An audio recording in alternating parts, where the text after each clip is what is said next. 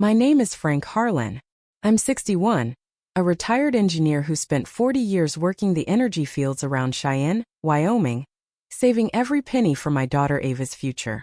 Last weekend should have been the best day of our lives. I'd paid $95,000 for her dream wedding at the Grand Teton Lodge in Jackson Hole.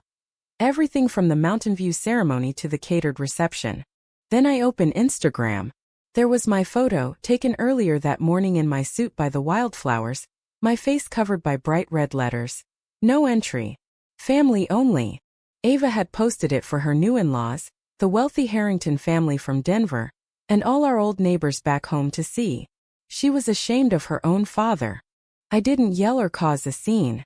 I simply pulled out my phone, opened my banking app and started the reversals.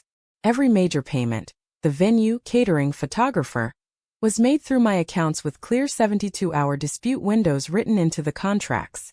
Even the $32,000 house down payment I'd secretly wired as their surprise gift. It was all legal and reversible. Ava learned that morning that real class isn't measured by bank accounts or vacation homes. It's about character. My late wife Sarah and I had raised Ava to be strong. She earned a full ride to the University of Colorado and built a successful marketing career. After Sarah's passing, Ava met Lucas Harrington, whose family owned several successful ranches and developments. At first I was happy for her, but slowly Ava began changing. She visited less. When she did come home, she'd hint that my worn work boots and Karen, my partner, a compassionate local nurse, didn't quite fit her new world.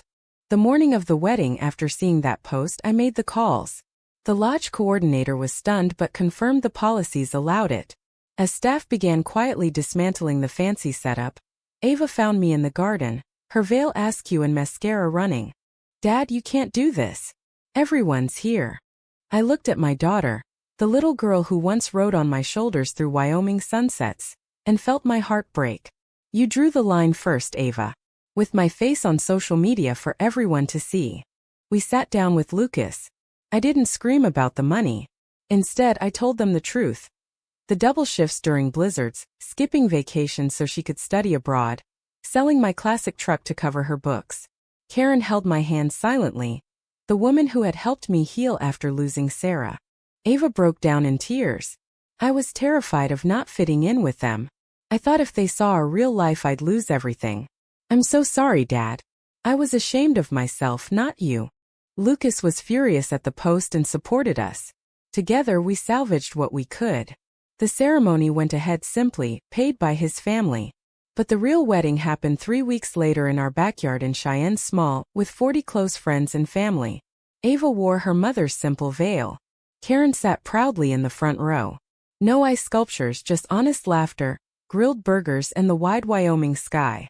That day Ava pulled me aside. "You were right. Character costs nothing but means everything. Thank you for not giving up on me."